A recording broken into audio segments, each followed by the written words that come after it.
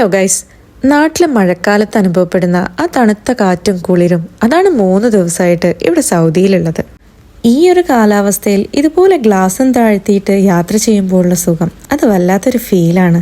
അതിൻ്റെ കൂടെ തന്നെ നല്ല ചുട്ട ചോളവും കൂടെ ആയാലോ, ആഹാ അന്തസ്. വെറും വയറ്റിൽ കഴിച്ചാൽ വയറ് കേടാവില്ലേ എന്ന ചോദ്യം ഇവിടെ നിരോധിച്ചിരിക്കുന്നു. എൻ്റെ ക്രാവിങ്സ് കുറച്ച് ഡിഫറെൻ്റ് ആണ്. അങ്ങനെ ചുട്ട ചോളവും കഴിച്ച് ഞാൻ സ്കൂളിലെത്തി. 2 ദിവസത്തെ അവധിക്ക് ശേഷം സ്കൂളിൽ പോകുമ്പോൾ കുട്ടികളെ കാണാൻ ഞാൻ വളരെ എക്സൈറ്റഡ് ആയിരുന്നു. പതിവ് പോലെ തന്നെ അവർക്ക് പറയാൻ ഒരുപാട് വിശേഷങ്ങളും ഉണ്ടായിരുന്നു. ഒരാൾ പറയാൻ തുടങ്ങിയാൽ എല്ലാവരും വരിയായിട്ട് വരുമല്ലോ.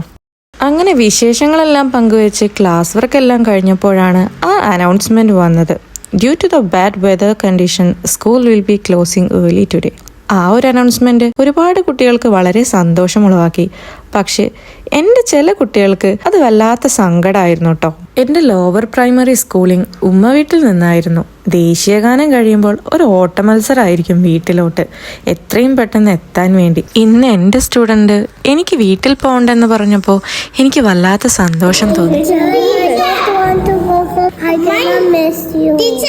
ഇവരെയൊക്കെ പറഞ്ഞ് കൺവിൻസ് ചെയ്യിപ്പിക്കലാണ് അടുത്ത ടാസ്ക്. ഇവരെ സന്തോഷിപ്പിക്കാൻ വേണ്ടി അവർ പറഞ്ഞ ചിത്രങ്ങൾ കയ്യിൽ വരച്ചു കൊടുത്തും അതുപോലെ തന്നെ തമാശകൾ പറഞ്ഞുകൊണ്ടാണ് ഇവരുടെ മൈൻഡ് ഡൈവേർട്ട് ചെയ്യുന്നത്. അങ്ങനെ ക്ലാസ്സും കഥയെല്ലാം കഴിഞ്ഞ് കുട്ടികൾ ഓരോരുത്തരായി പോയി തുടങ്ങി. എനിക്കും കുറച്ചധികം വർക്ക് ഉണ്ടായിരുന്നു. ആനുവൽ എക്സാം ഒക്കെ അല്ലേ വരുന്നത്. സോ അതിന്റെ പ്രിപ്പറേഷനെല്ലായി ഞാനും ബിസിയായി. സ്കൂളൊക്കെ നേരത്തെ വിട്ടു എന്നറിഞ്ഞത് കൊണ്ടാ തോന്നുന്നു മാനം ഒന്ന് തെളിഞ്ഞിട്ടുണ്ട്.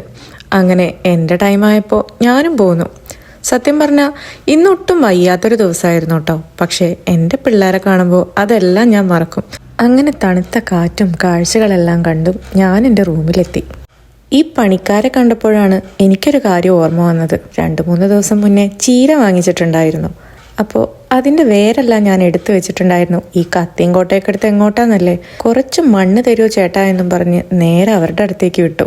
ഒരു പൂ ചോദിച്ചപ്പോൾ ഒരു പൂക്കാലം തന്നെ തന്നു എന്ന് പറഞ്ഞതുപോലെ ഒരിച്ചിരി മണൽ ചോദിച്ചു നോക്കുമ്പോൾ ഒരു വലിയ കോരി തന്നെ മണൽ തന്നു നമ്മുടെ കാക്ക. എന്തായാലും അവർക്ക് നന്ദിയും പറഞ്ഞുകൊണ്ട് ഞാൻ അവിടെ നിന്ന് പോന്നു. വലിയ എന്തോ നിധി കിട്ടിയ പോലായിരുന്നു ഗൈസ് ഞാൻ ഇച്ചിരി മണൽ കിട്ടിയപ്പോൾ. അങ്ങനെ നമ്മുടെ കലാപരിപാടി ആരംഭിക്കുകയാണ് കേട്ടോ.